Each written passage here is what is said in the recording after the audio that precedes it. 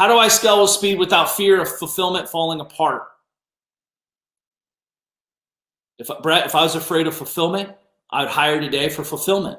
I would overhire in the department that I was fearful of and go execute with massive execution.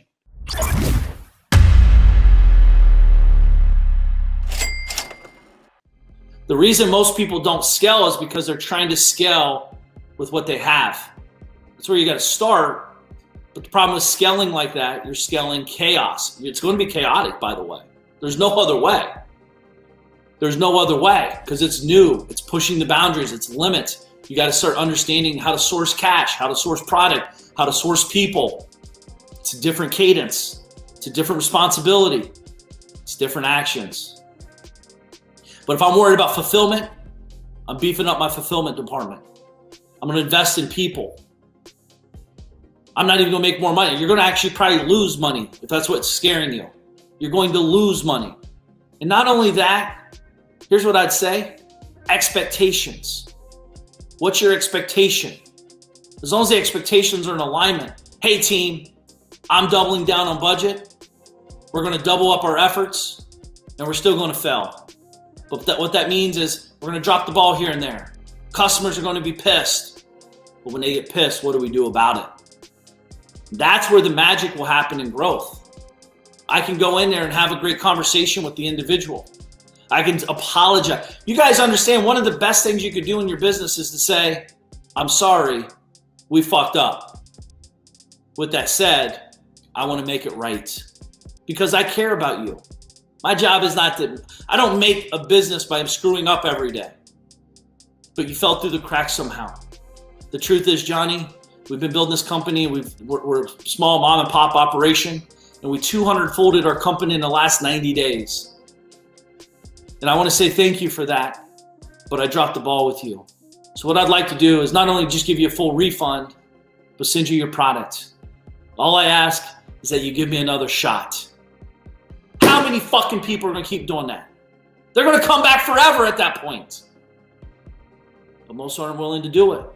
Most of you will never feel that experience because you're too afraid to fail. You're too afraid things will fall apart. They're going to fall apart. You're going to fail. But also you're going to win. You're going to grow. You're going to earn. You're going to change people's lives. You're going to meet new clients, new customers, new friends, new supporters. That's what it's about. Just start. From my experience, when we overthink, hey, what if I collapse this? Go collapse it. We'll fix it. That's what we get paid to do, is fix problems anyways, right? Let's go create our own problems. The problem is most of you guys need new problems. You need new problems. You still got the same $500 problem. You still dicking around with the next best cell phone carrier because you can save $12. You're still worried about, well, those support tickets need to be off that next 24 hours. Well, what if you had so many support tickets it took you 72 hours to get to them all? That means things are working, things are growing. That means, okay, my 24 hours still remains. I need to go hire that division. Here's why. It's causing some issues, causing some constraints. Maybe it's self-inflicted. Maybe you could get back to them in 2 days or less. Maybe you tell them on your website, hey, Nancy, just a heads up, we have a surge of responses. Please give us 24 to 48 hours extra on top of what it normally takes. Set their expectations. We do this when you call the airliners. We do this when you call your credit card company. It's like, due to overwhelming response, this call may take longer than normal. Beep, beep. And then you're on there for 2 hours. You're frustrated, but you're not mad because you know they set the expectation. You already know it's going to take a minute. Don't tell them it's going to happen overnight or it's going to happen in a second. Let them know it could take a moment. These are good problems, by the way. These are good problems because speed will solve it. Speed of execution, speed of your marketing, speed of your conversation, speed of your closings, speed of everything. Speed. I've never met one person ever that's successful that said, Mark, I wish I would have took longer to start. Mark, I wish I would have went smaller. Mark, I wish I would have waited. I've never met anybody, ever. Not one. Never. Thank you, Brett. Keep me posted, my man. I've never met one person because we're so focused on speed. We're so focused on results. Let me ask you a question. Who's winning the game of life? Let's go back to the baseball analogy. Babe Ruth had 2,000 bats. He hit 750 shots. I don't even know, I'm making these up. But let's use easy math. He had 1,000 bats. He hits 400 balls. Some home runs, some for, some outs, whatever. He hits 400.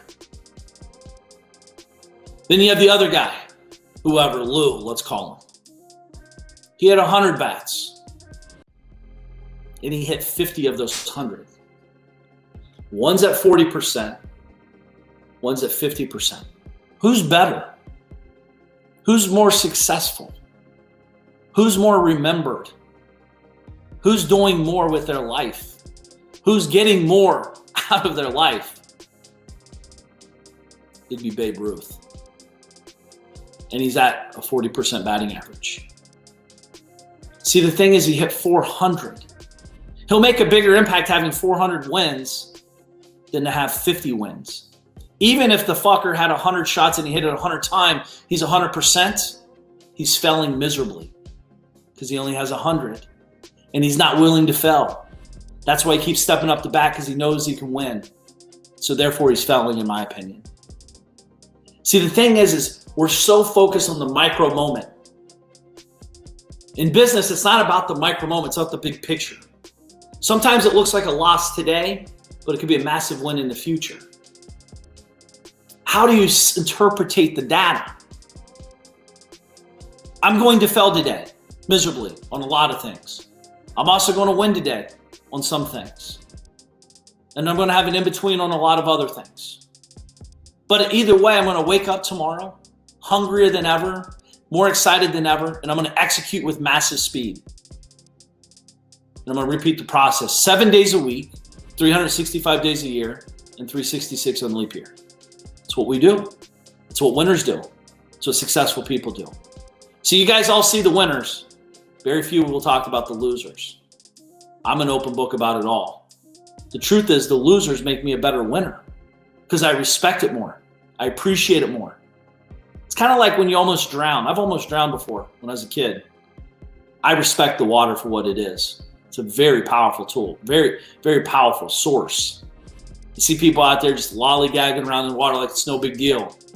One undertide, dude, you're done. I don't care how strong you are. I don't care how great a shape you're in. I don't care how great of a swimmer you are. You're just one cramp away from death. You're one weird moment of underwater toe to death. Respect the loss. Respect the negative. I acknowledge it. I'm very aware of it. Just like in business, my failures. Think about the guy too. I want you to be very clear. Like, think about this Babe Ruth thing. He's 1,000 bats, hits 400. You understand he has 600 moments from walking from that plate to the dugout, missing the ball, getting struck out. 600. That's building this and this. He'll show up tomorrow. He'll be better tomorrow. Next bat, I'm going to learn. I'm going to learn. I'm going to learn. But he wasn't afraid to fail. We have to realize it's all in how we interpret the data. Every one of you, go fail today. That's a good thing. Every one of you, go win today. That's a good thing too. It all is what it is. What are you using it for? I'm using it as fuel. I'm using it as learning. I'm learning every day, every second. I want you to experience the other side. There's no reason you have to keep struggling. There's no reason you have to not have money in the bank when you wake up and look in your account. There's no reason you can't take that family vacation you've been putting off for 20 years. There's no reason that you can't buy that dream house, dream car. It all exists. It's all timing, but it all exists. Why do we keep kicking the can down the road? It's now. Speed, execution. and enjoy the ride. Appreciate you guys being here. Have an amazing day and go Fel. Appreciate you guys. Talk to you soon. Peace. Kevin's DM, I'm here to help and teach him what I know and how I did it to discover freedom. There ain't no question more Kevin's when he step in the